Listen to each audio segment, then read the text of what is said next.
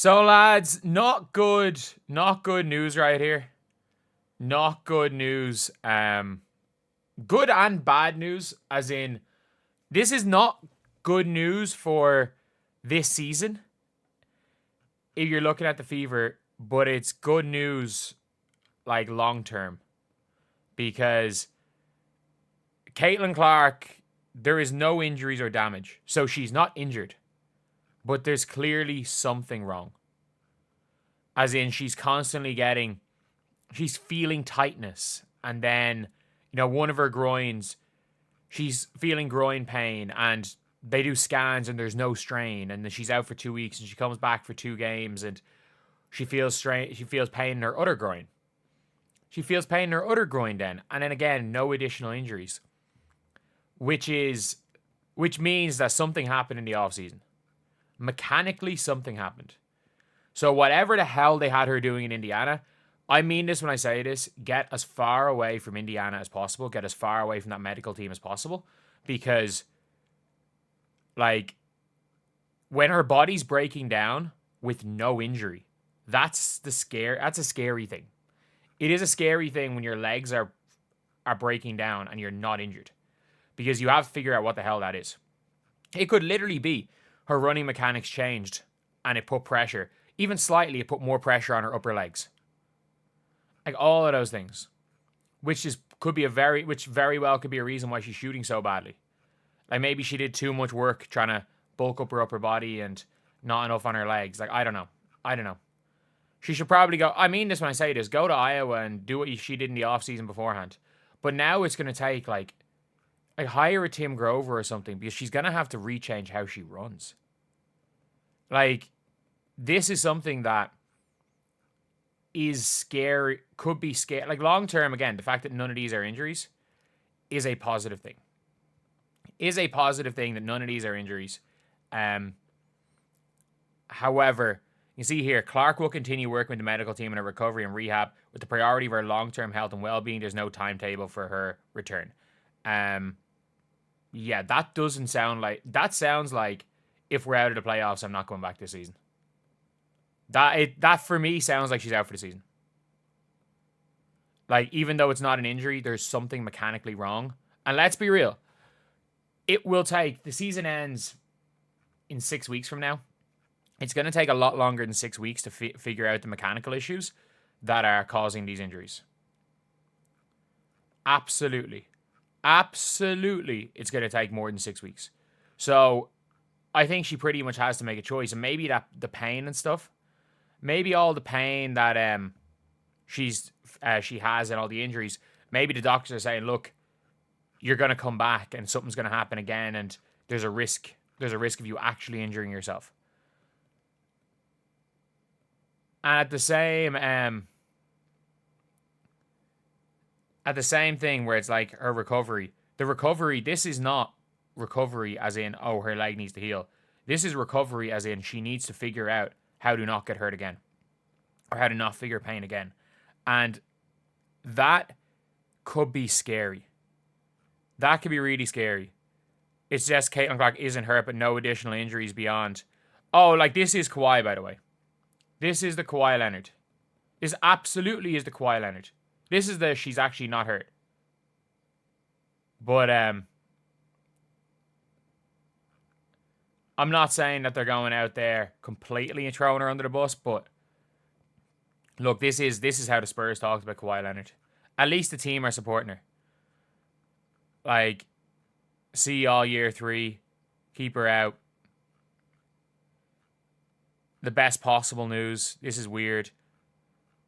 Like, I think the reason why they're saying no timetable for return is, I think it could be a month. I think it could be a month. And a month from now is the 22nd of August. So they'll have 5-6 regular season games. It could be done. I think the last thing she wants to do is come back. Like, I think Caitlin Clark's comeback is likely going to depend on where the Indiana Fever are in a month.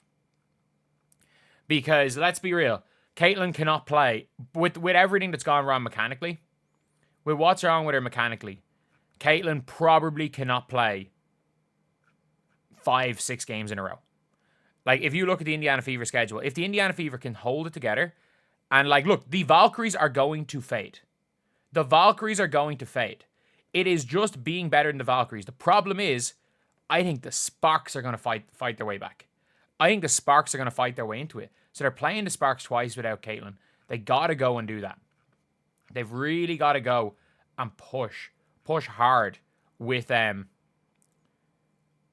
without Caitlin here. They got to really, really push hard because the Valkyries are going to fade. And with them probably dropping out of the playoffs, you're fighting with the Sparks. The Sky are going to fade. The Wings are the Sky suck. The Wings don't need to win, so I don't think they're going to win. And the Connecticut Sun just suck. But at the end of the day, like, it is about clinging on to that 8 seed. I still think that they can take, in a best of 3, one of these two teams. So I think, look, we're looking at the Fever schedule. If we're looking at the Fever schedule, and you look kind of for the rest of the year. So let's just say she comes back. They're not going to bring her back for a Lynx game. Let's just say she comes back 30th of August even, and she goes and plays the last 6 games of the season. There are winnable games in here. And again, against the Sparks, the Valkyries, the Mystics, they are all games where they're going to be in and around that 7-8 seed. And if you're looking at, again, at all these dates, when it comes to Caitlin Clark and the Fever, you're looking and you're like, okay, what's the best thing to do? Where it's like Saturday, Monday is like, or sorry, that's Friday, Sunday, and Tuesday. It's like, maybe she goes and plays the Tuesday game. She doesn't play the Friday game. She plays this game. Maybe she plays every second game and then till the playoffs. Maybe she does all of that. But I think whether she the reason why they're saying no timetable is there's a possibility she does not come back. I think she was told by doctors, look, there is a risk. There is a risk. And with her not being injured, maybe they're just advising her. They're like, look, and I mean this, any good doctor would say, we don't have a fucking clue what's wrong with you. Obviously not in the exact words, but we don't have a fucking clue what's wrong with you. I'm not giving you, there's nothing wrong with you right now, but I'm not giving you the all clear because we've given you the all clear and you've come back and got injured straight away again. So we're not giving you the all clear until we actually figure out what's wrong with you. But at the same time for her, she's probably looking at it like, you know what? If the Indiana Fever, and I think if the Indiana Fever are hovering in the playoffs, I think she comes back. But if the Indiana Fever if they go and lose, like, let's be real, the Indiana Fever, there is a possibility. The Fever are probably going to lose tonight. Like, this is not out of the realm of possibility that the Fever lose to the Aces, lose to the Sky, because, again, this is a game that matters to the Sky. I think they're either going to lose or they're going to win by 30. I don't think there's going to be an in-between against the Sky. I think if the Sky, if Ariel Atkins isn't there, they should beat the Sky. Either way, though, it could be a really tough one against the Sky on Barbie night without Caitlin Clark. Like, that is a tough one. The fans are actually going to be there for the Sky and not there for the Fever like last year. They're probably going to lose to the Mercury. Then you play the Wings, who really want to get you back.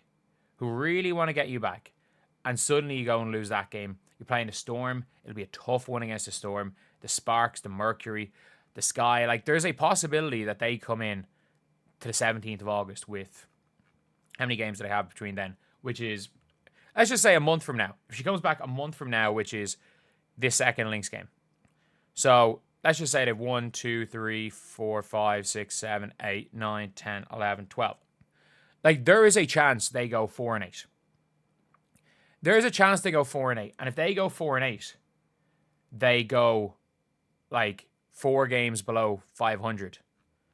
And that puts them out of the playoffs. And that puts them as the 10th seed. And if that happens, I don't see her coming back. But if they're 1 game off the playoffs, I can see her coming back. Because at the end of the day, look, she's fine. Like, she is fine, as in she is not injured and she's not at risk of aggravating an injury.